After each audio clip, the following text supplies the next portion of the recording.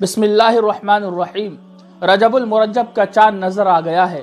آج رجب کی پہلی تاریخ ہے۔ ایک بابرکت اور حرمت والا مہینہ شروع ہو چکا ہے۔ یہ وہ لمحہ ہوتا ہے جب چاند کو دیکھ کر دل کے اندر ایک عجیب سی خوشی، ایک عجیب سی کیفیت جاگتی ہے، سینے میں اطمینان اترتا ہے اور روح یہ احساس کرتی ہے کہ اللہ نے ایک اور موقع عطا فرما دیا ہے۔ نبی کریم صلی اللہ علیہ وسلم جب بھی نیا چاند دیکھتے تو ان کی زبان سے بے ساختہ یہ مسنون دعا نکلتی: اللہم اہلہ علینا بالامن والایمان والسلامت والاسلام ربی وربک اللہ۔